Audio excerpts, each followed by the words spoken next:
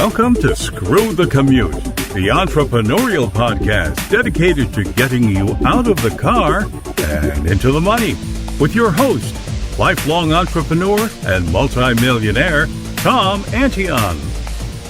Hey everybody, it's Tom here with episode 1068 of Screw the Commute podcast. Today, I'm going to tell you about one business mistake I made that cost me 5 years of lower income. I don't want you to make that mistake. Hope you didn't miss episode 1067. That was the basic tech skills every entrepreneur should have. Anytime you want to get to a back episode, you go to screwthecommute.com/ and then the episode number 1067 was the basic tech skills. All right, pick up a copy of our automation ebook at screwthecommute.com/ automate free. Make sure you get version 3.0. That's the latest. And check out my mentor program at greatinternetmarketingtraining.com and my school at imtcva.org, certified to operate by SCHEV, the State Council on Higher Education in Virginia. But you don't have to be in Virginia because it's quality distance learning. Okie dokie. Here's the deal. When I came out of my entertainment company, I had done over 1,000 comic performances, 1,000. And when I got introduced and in the pro speaker business around 1991, I was told by the elders that I was far better than many of the people that had been in the business for a long time. Okay, so I was kind of puffed up about that.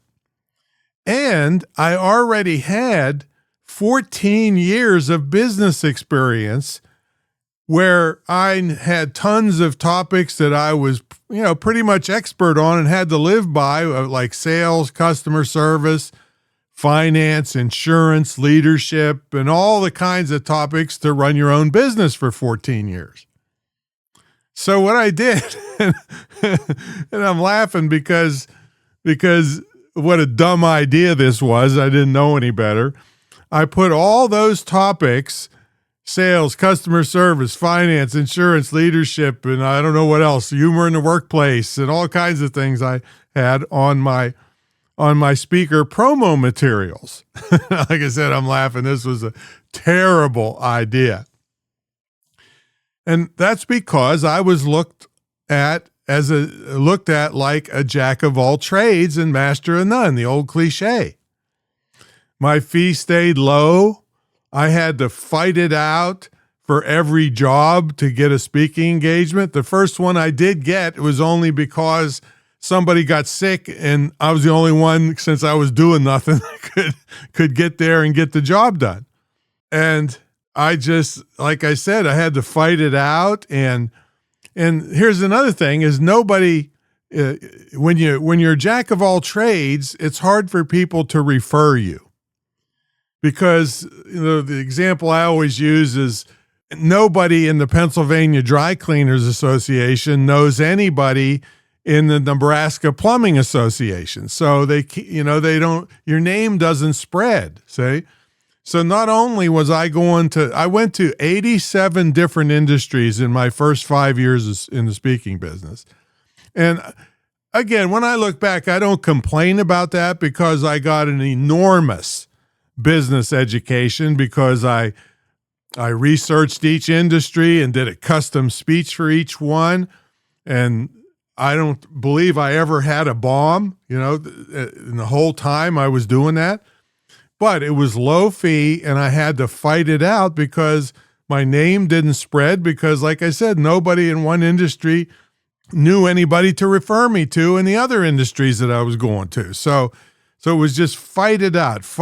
And another thing I remember vividly, I did this bang up speech, sales speech and the people were swinging from the chandeliers. The meeting planner was thrilled.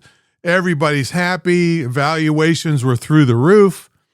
And the meeting planner afterwards said to me, "Hey, do you know any good customer service speakers?" And I said, "Well, I do customer service too." And I remember vividly standing there when she said, "No, we really want an expert on customer service." And I'm like, "Oh, are you kidding me?" I just killed it in your audience and you think I can't do customer service. See, they can't make the leap in their mind. And I swear, had I done a bang-up job and same swinging from the chandeliers and high evaluations on customer service topic, she would have asked me, do you know a good sales speaker? And she just couldn't make the leap that one person could be an expert on more than one thing. Now, I'm not saying you can't sell more than one thing.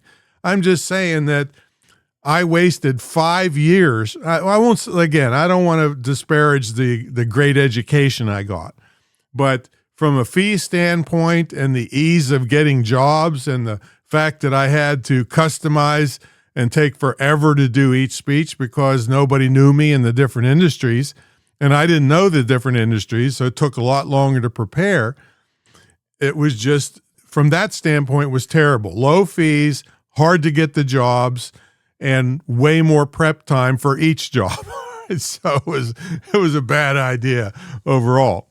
What I'm trying to get to you is that you got to pick a topic and become the expert. And I'm not just talking for speakers.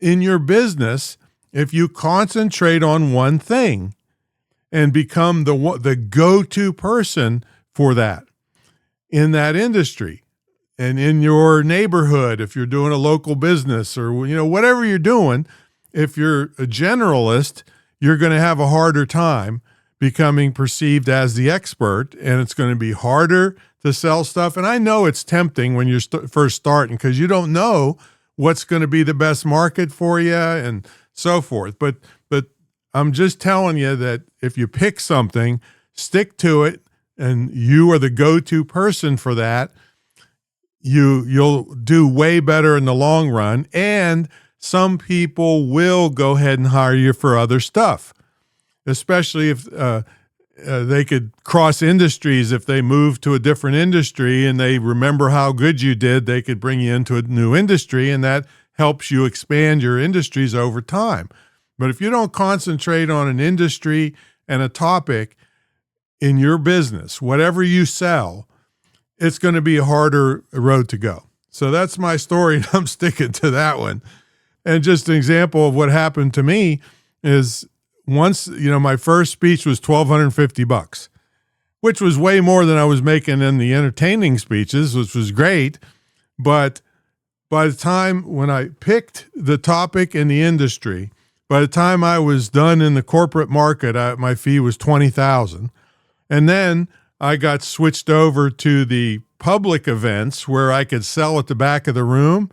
And that's where I haven't done less than $100,000 in the past 25 years.